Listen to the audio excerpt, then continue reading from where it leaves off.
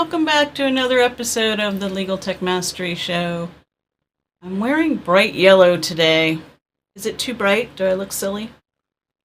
I was trying to go outside my comfort zone. You know how you have certain colors that you buy over and over again? I was trying to go outside my comfort zone and buy something different to be on camera, like to wear on camera too. So that's pretty funny. Okay, so I'm really excited about today's show because my guest has accomplished a lot and worked really hard to go after what she wants. And you know that I mentor a lot of people, and a lot of people come to me and ask me, how do I get into litigation support?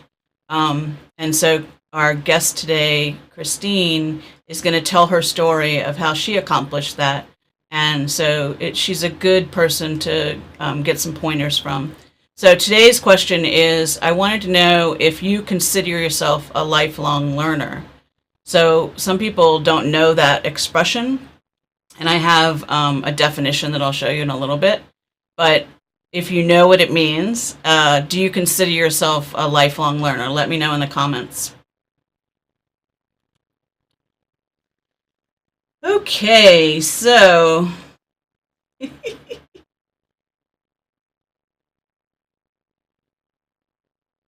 Petra is saying hi from the Netherlands. Hey, Petra. Jason's here from Canada. Unkit is here from India. Kathleen is here from New Jersey. Danny saying hi. Jeanette is coming to us from Nashville. That's cool. Victoria. Hey, Victoria, good to see you. Is coming from Philadelphia. Oh, yeah. Unkit, he's saying rainy India. It's monsoon season over there, so. Kathleen. I'm already not following instructions. Danny's clarifying that she's in Massachusetts. Bob calling in from my what? Or Calentrant iMac? What does that mean? I don't know that definition, Bob. Seattle. Rebecca, good to see you. When I went to speak in Iowa, I got to meet Rebecca in person. It was pretty cool. All right, Jason's reacting to my yellow t-shirt. You look very sunny. Hey, that's funny. Jason's on YouTube and Petra's on Facebook, and they both said I look really sunny. That's pretty cool. I like that. Danny's saying nope, it looks good, so I don't look silly. Petra's saying, you are the sun in this show. Thank you, Petra. All right, I think Kay's answering my question of the day. Absolutely, and Kay is. I already know she is. Jacqueline's coming to us from Towson, Maryland. That's like 30 minutes from me. And then Unkit is answering the question of the day. Yes, he is a lifelong learner. That's really cool. We got a bunch of lifelong learners here today. All right, let's get the dog shot in while we're waiting for the countdown. Let's take this off. Maggie on the left, Harley on the right. They lay together a lot. They're so pretty. They're so adorable.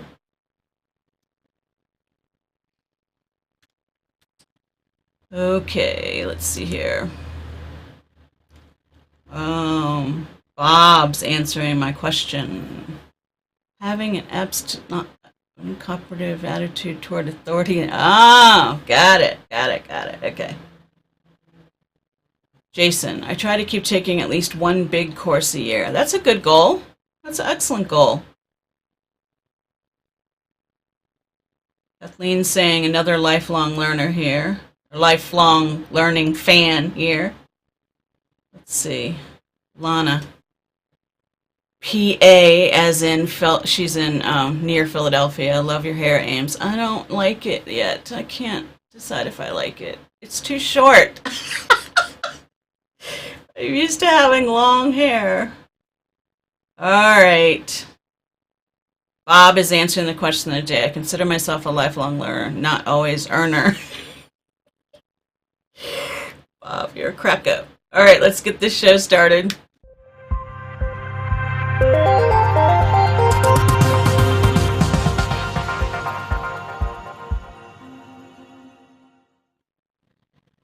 Welcome to the Legal Tech Mastery Show. My name is Amy Bowser-Rollins, and this show is mostly about legal technology topics.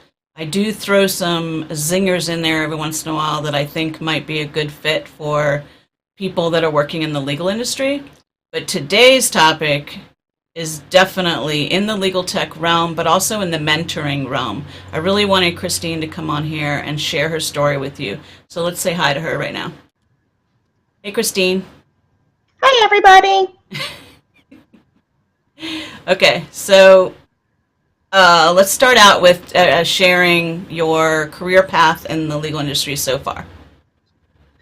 Well, I always like to say that actually it was O.J. Simpson that got me started on my legal field career. So I got my bachelor's degree in political science in 1995, and I was planning to just go through the traditional path of going to law school and becoming an attorney. And then the O.J. Simpson trial happened. Mm-hmm. And it blew me away seeing that side of the legal field, where I was seeing some legal professionals on camera not acting like, the idea of what an attorney was in my eyes. And so it threw me off a little bit, and I wasn't sure what to do. So I spoke to someone at USD, and they suggested, instead of law school, why don't you go to the paralegal program here at USD, work for a year, and if you like it, you can always come back to law school. So I thought, oh, that's a good idea. And my parents liked that too, because they weren't going to be throwing out $200,000 either. So right, USD, okay, just clarify that for people that don't know. Sure, University of San Diego. So it's one of the private colleges here in San Diego. So I went through the program, got a job working in corporate law, and I never looked back. And then it was probably about 20 years later that I changed lanes into litigation support. But in the 20 years working as a paralegal, I was able to pick up so many different skill sets that I still, to this day, use in litigation support. Okay. Sorry, I got distracted at the end of that because my friend Barry, who's a professional entertainer, he says, I performed for his sequestered jury. Barry was hired to perform for the sequestered jury for the OJ trial. Oh my God.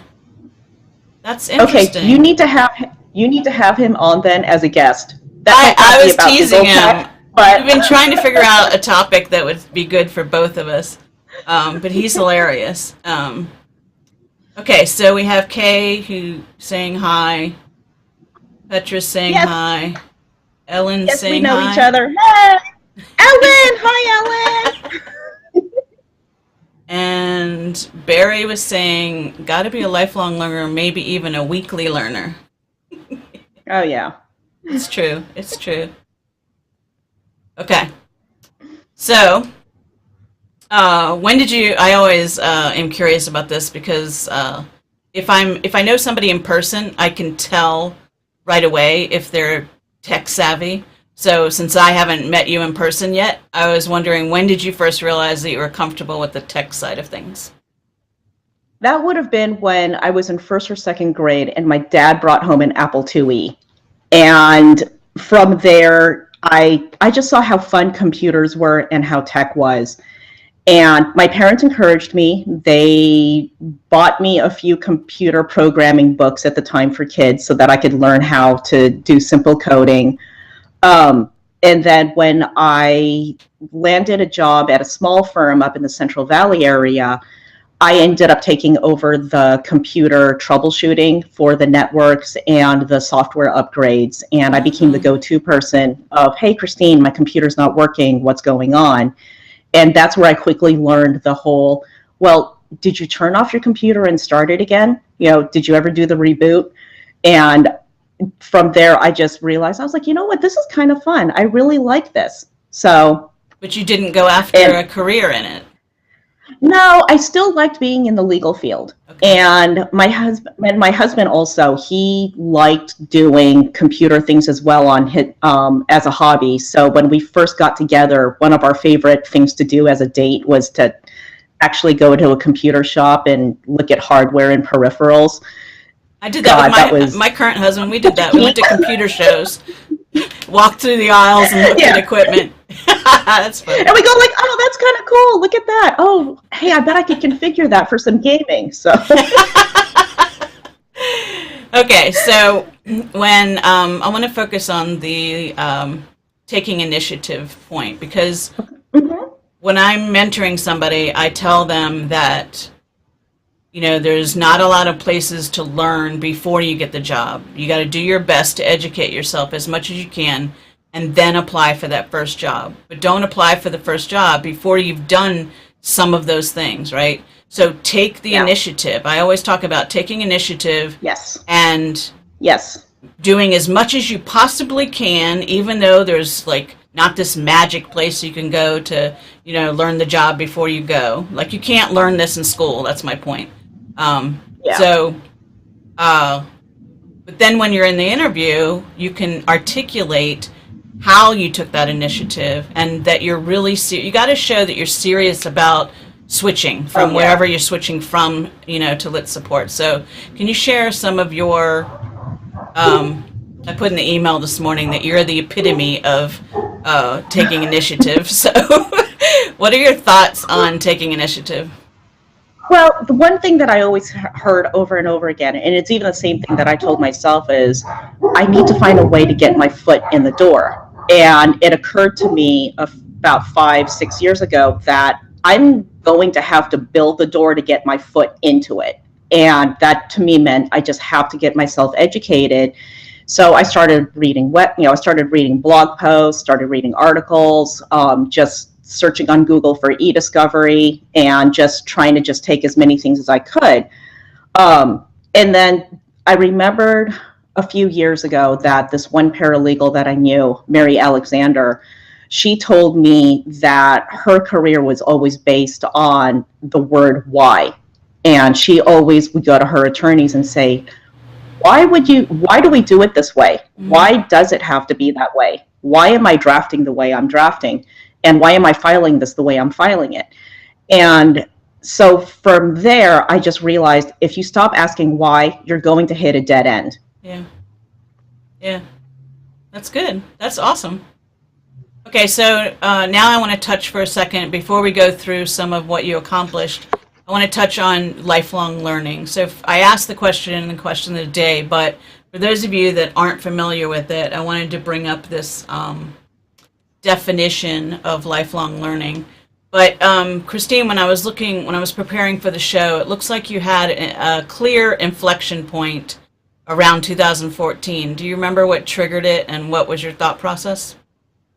Well, in 2014, I was in one of the larger firms in San Diego, Higgs, Fletcher & Mack. And I was blessed to be surrounded with attorneys that encouraged me to ask why, to speak my mind, and to take charge and ownership of whatever work came my way. One of the attorneys, Jim Eishen, he literally revamped his legal practice into a data privacy and HIPAA compliance for medical practices.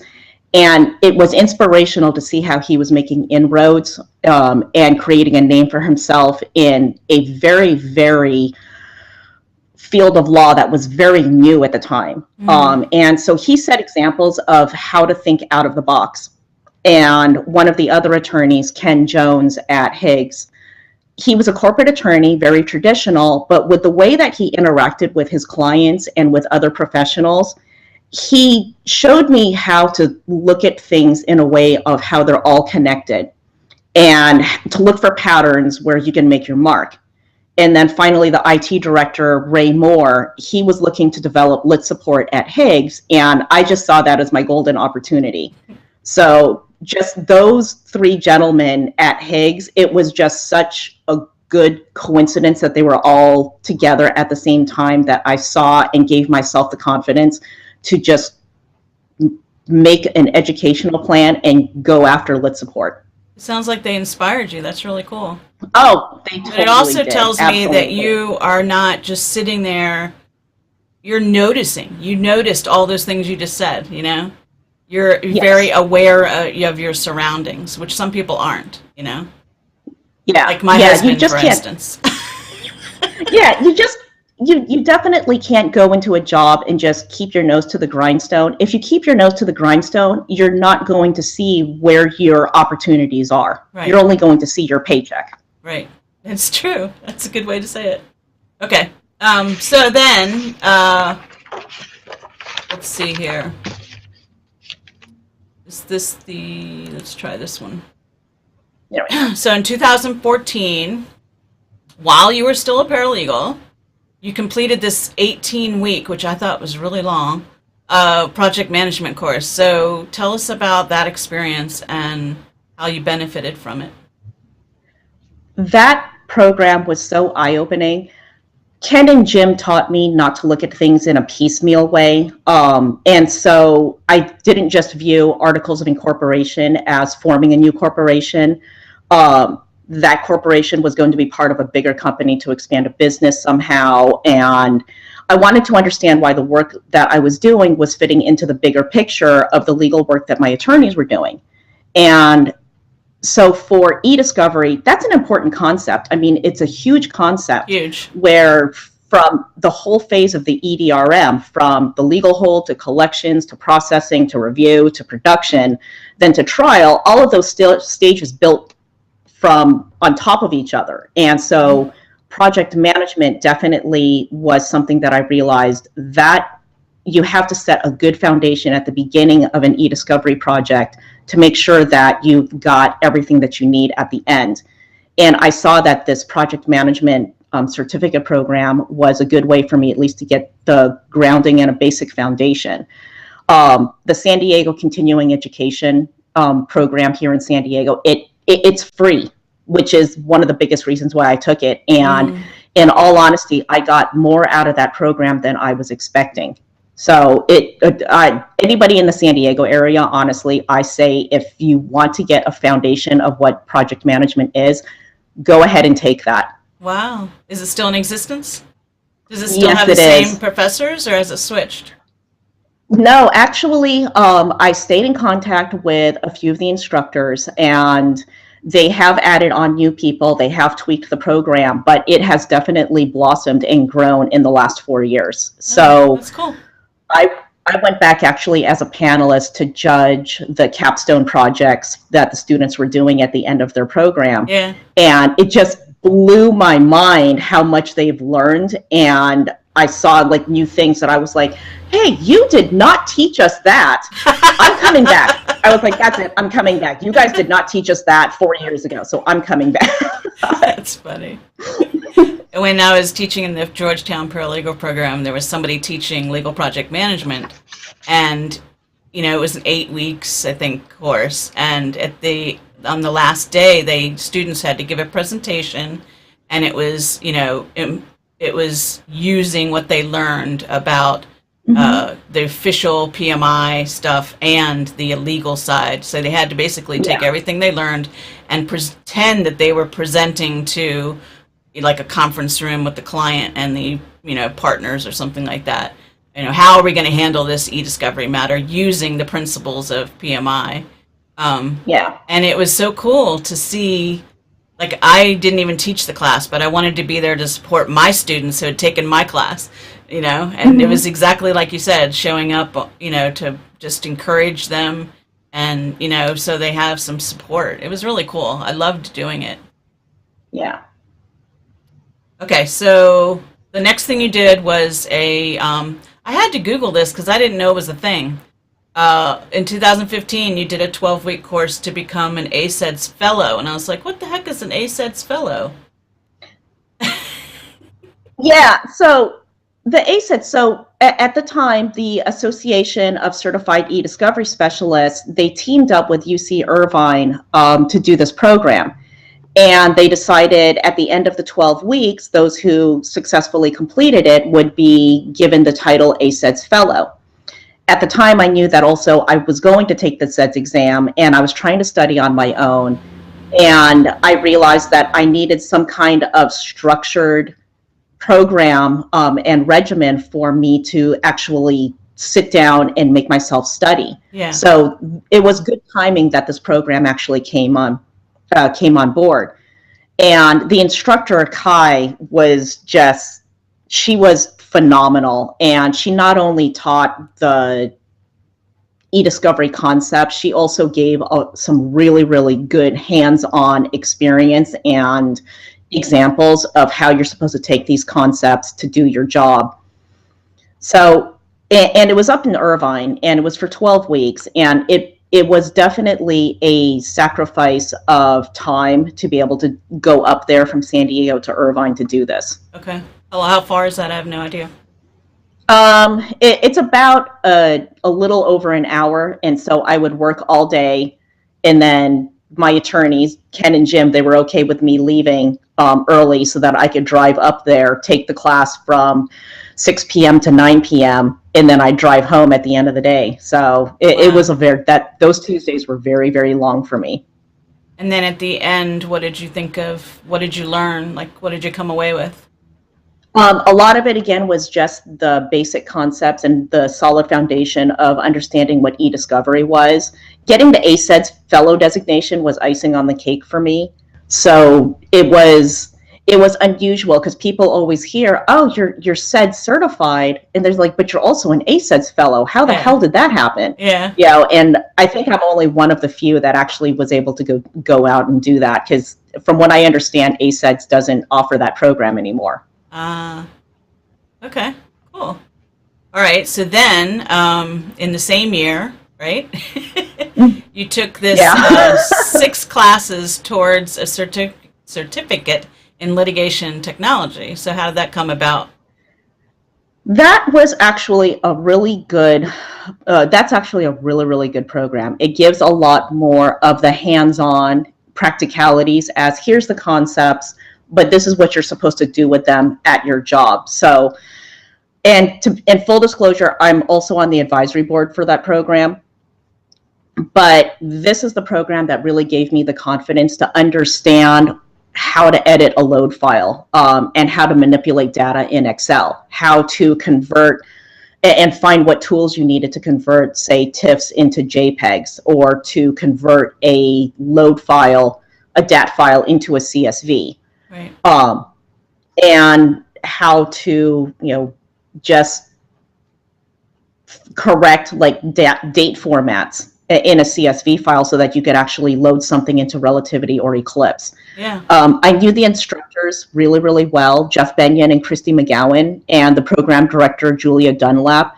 All 3 of them are such strong advocates for continuing education in the legal field. And the 3 of them knew this program was sorely needed in San Diego, and I just realized I have to take it. Yeah. So I've been following Jeff for a while. He's awesome at sharing his knowledge. Doesn't Joy teach in that as well? Joy Moreau, isn't that?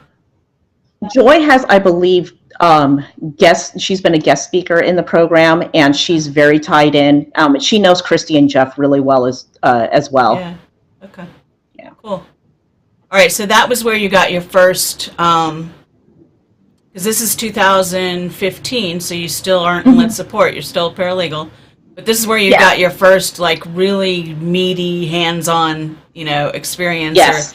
And then Definitely. I take it, I assume, that because you were interested in technology as a young person, and then taking this, it's sort of, I'm imagining that it sort of solidified, yes, I really do want to do this for a living. Oh, yeah, definitely. Christy McGowan, she's so inspirational with what she has done in her own career that I just realized, I was like, okay, when I grow up, I want to be you. And it was it's amazing. And she and Jeff made things just fun and showing how to do things. Jeff's phenomenal when it comes to trial presentations. Yeah. And so he was really good about showing this is what it really ought to look like when you're presenting something to a jury, as opposed to a legal professional, because the jury and the legal professional have two entirely different ways of how they're interpreting information. Yep. That's cool. Okay, so then this is 2016, so I have my own questions about this one, but you actually completed, and I think this is free or $1 or something, right? $1. Yeah. $1. So, EDI is, as you mentioned earlier, you told me that you wanted, accredited and people behind it that, know what they're talking about. And this is the case with EDI, right? Yes. Go ahead. Now, EDI, if you look at the courses and you wonder, and you just kind of go, if I read a few blogs, if I watched a few webinars, there's really nothing that's different that the EDI was teaching. But you've got to be crazy to pass up this opportunity and take these courses, because you've got some serious heavy hitters and legends in e-discovery in there.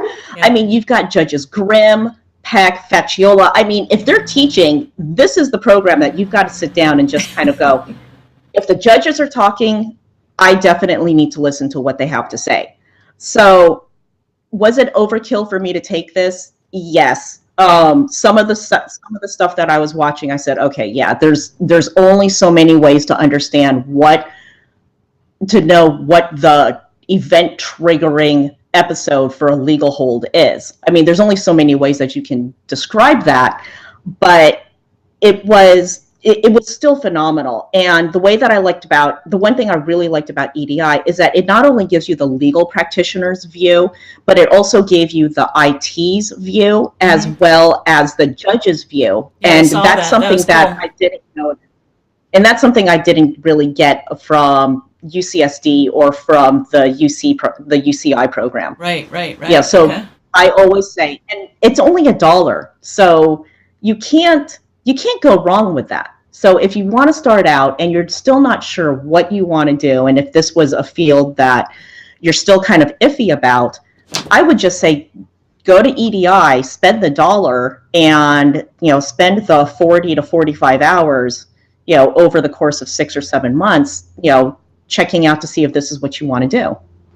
I thought that because they list the courses and the course descriptions, some of them look like they're geared more towards attorneys than perhaps what you're doing right now. So yes, they are. But I would think that you would get something out of it, even if you're not going to be the one doing it because you don't practice law. You know what I mean? Yeah, you still do, because even in lit support or as the paralegal, there are still some things that the attorneys are just going to say, okay, give me the bottom line. What am I supposed to be looking for? And if you don't understand what the bottom line from an attorney's standpoint is, then you're still not going to be talking to them and giving them what they need. Right. That's what I was thinking, that you would. And also, you and I, now that you're in lit support, our job sometimes is to edumacate, that's a technical term, the new associates coming right out of law school. Because they don't learn this stuff in most law schools.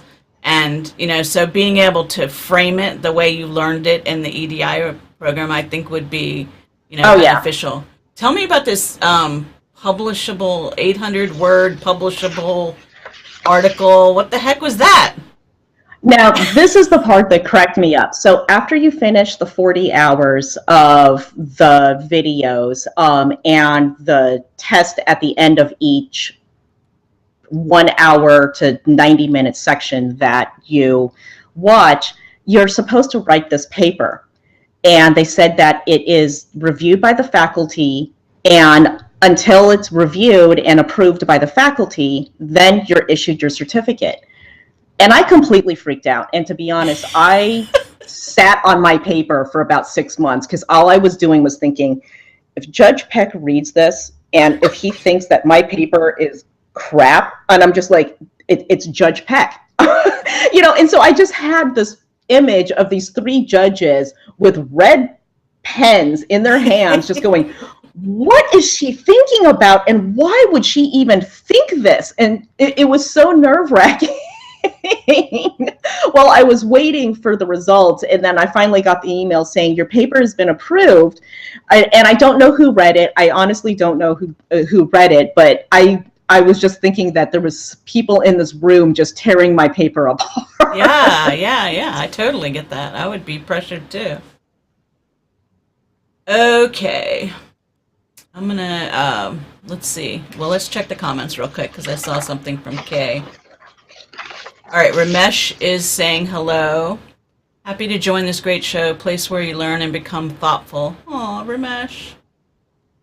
Okay, so Kay is mentioning that EDI teamed up, and then she finished it with Duke Law, but that's EDRM, not EDI, right?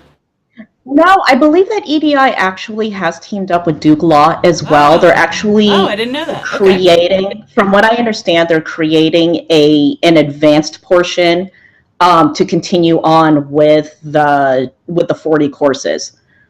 There hasn't really been any detail that's been released since then, but that's something that they announced, I believe, at the end.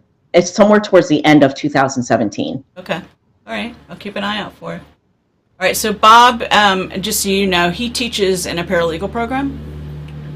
Judge Peck is a funny, humorous guy. I can't imagine him being mean to you. But still, I mean, here I am being. But it's Judge Peck writing. Yeah, I'm an e-discovery newbie writing paper, and I'm submitting it to people that have literally shaped the field over the last 15 years. Yeah. No pressure whatsoever. It was so nerve-wracking. Exactly.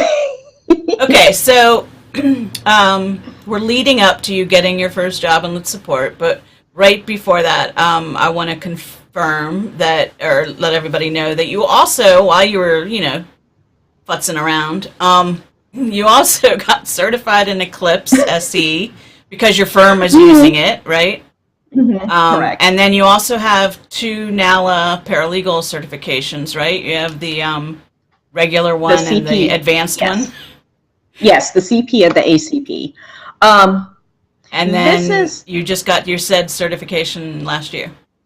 Yes, and this is where my friends and colleagues started teasing me a little bit because I was racking up degrees and certifications like I rack up shoes. I'm curious. I wanted to ask you today. How do you feel about certifications now that you've done it? Yeah, there's definitely a level of certification saturation, and so there was a tipping point with everything that I had that I started getting this impression that people were asking me, well, what do you really have to prove if you have all of these? I honestly think that certifications are still needed in this field. They show that at the very minimum, you possess a level of know-how that you can offer and that that you can build upon. The other thing is that it shows that you're willing to learn no matter what. Exactly. And the biggest thing also for mine is that on the flip side, I paid for all of my certifications out of my own pocket, just about every certification and degree, with the exception, I think, of 2 things I've paid out of pocket on my own. So it shows to your employer that you're willing to invest in yourself. Yep. And that if you're willing to invest in yourself, it shows how serious you are about building your own career and that you have the knowledge that your employer is looking for that your employer can tap into. Yeah, I totally agree. Great points. So for me, certifications, I don't think they apply to newbies per se, because, in other words, don't just get a certification to get the job. But you do learn in some of these. You learn definitely. I mean, you actually are very lucky because you have some excellent programs out in your area. But for people that don't have that don't live in San Diego, for instance, and there's nothing right around the corner, the idea of, for instance, just getting certified in ACEDS just to get that first job, that doesn't mean you know how to do the job. It gives you, like you said, a high-level overview. So I'm more into getting certifications after you have some experience.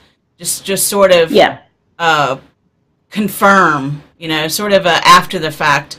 Yes, I do know what I'm talking about, and oh, by the way, I'll just get these letters behind my name now, Yeah. Yes. The other people that are in my department have decades of experience in e-discovery, and if they got their certifications now, it would almost be like they should be the ones that are writing the certifications and teaching it instead.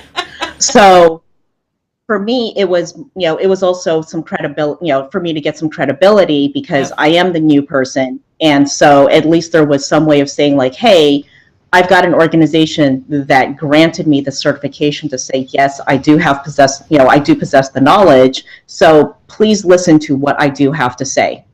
I think you said you touched on it earlier. More importantly, it's not you didn't learn how to do the job. Like you can't walk in the next day and do the job. But what you said earlier is it shows your initiative. It shows that you're willing to learn. It shows that you're willing to work hard. It gives the hiring manager some insight into who you are as a person.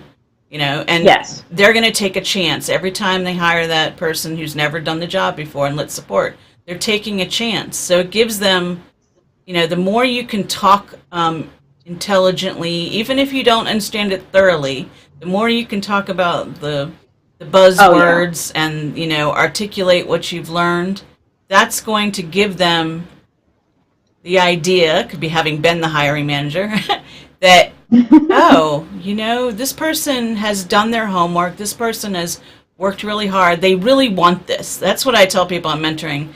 Show them that you're serious about this. Not that it's just some flighting idea that you really want to move into Let's Support, but you really want this, and you can work hard, and you're willing to learn.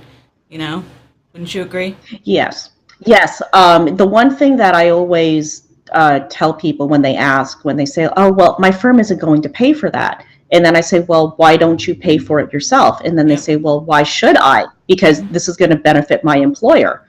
And I say, it's also benefiting you as a person and your career.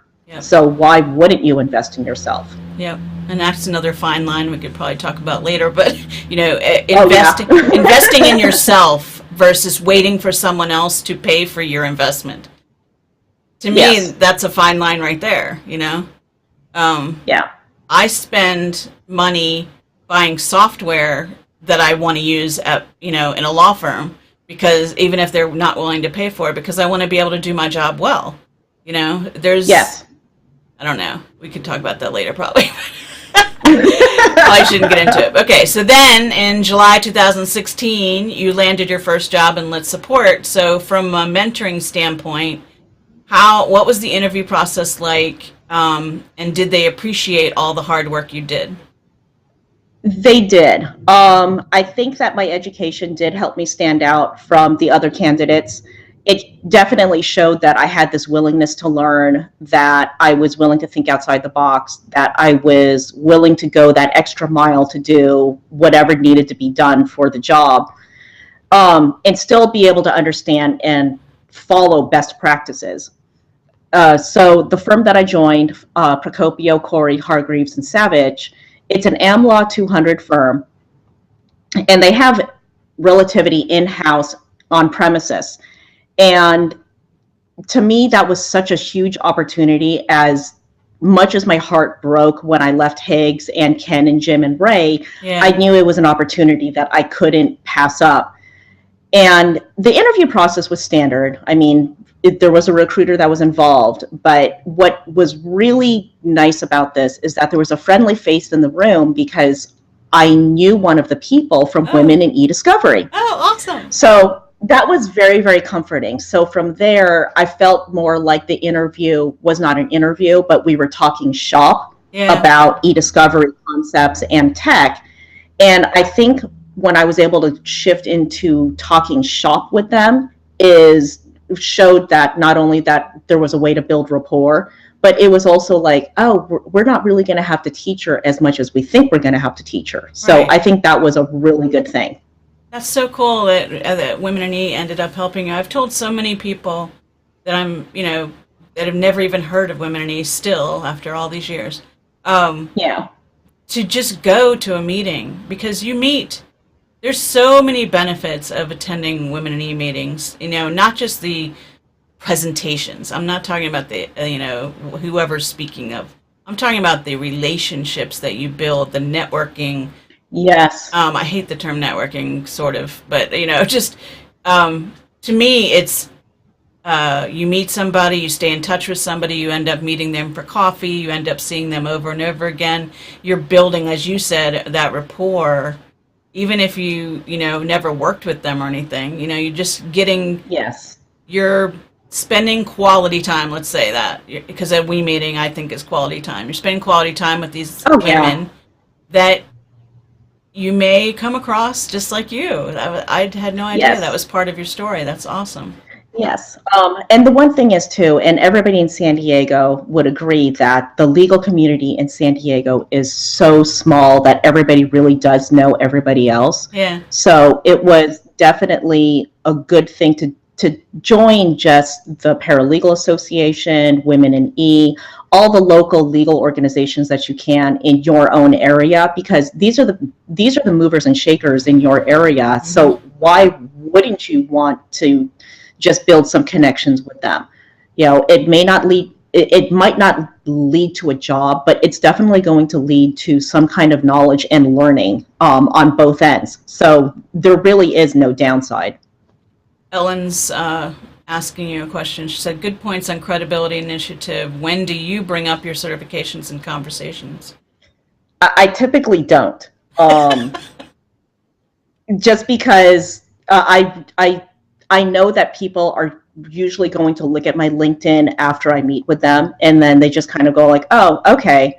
One of the things that my dad has told me was, and that I've learned from my parents, is if you stay quiet and you do your job really well, people are going to notice you anyways. And when they do, and when they check up on you, they're going to realize, oh, she really knows her ish. She is the ish. So, I don't feel like I have to toot my own horn. Oh, that's really cool. Good parents, by the way. All right, let's see what Jason says. Years back, the business didn't cover the cost of a course I wanted to take, but they did accommodate my schedule so I could attend. That course helped me get the job I have now. Awesome. Yes. He does IT support. Yes, and that's exactly what happened with me at Hague's when I was for that Irvine program. Jim and Ken were, when I went to them, and they said, yeah, you know what, that's totally fine. If you want to go ahead and knock off an hour and a half early so that you can get up there for 12 weeks, they're like, why not? If this is what you want to do and if you're interested, go for it. So in terms of leadership, the best leaders are the ones that, empower people, on their team to become whoever they're going to become. They don't stifle them, right? Yeah. So Rebecca is part of the Women in E chapter in Iowa, and she's agreeing with us about and she's a regular viewer of the show. Okay, so the last thing we want to talk about is that you're now giving back. So it's come full circle, which is awesome. And you're now teaching in the program that you learned in, right? Yes. So I teach the session for legal project management, and a lot of the stuff that I brought up or that I learned in the project management course that I took is a lot of the stuff that I use in the session that I teach. And I have to say thank you so much to the guys at San Diego Continuing Ed, because the way that they broke down their concepts and how they communicated them to students who have never known anything about project management, it showed me a way of being able to teach project management for the legal field. Because in all honesty, if I talked to attorneys about Gantt charts or the critical path, their eyes would glaze over and just kind of go like, why is that even helpful in our field? So I had to figure out and learn, which concepts and which theories in project management are actually useful and viable within the legal field. And almost all of them are. It's just that you have to just pick and choose what really does work. Yeah. So for project management especially, makes e-discovery, it gives your e-discovery plan, it has to be defensible, and project management, is the way to make your e-discovery plans e-defensible. Yeah, I agree.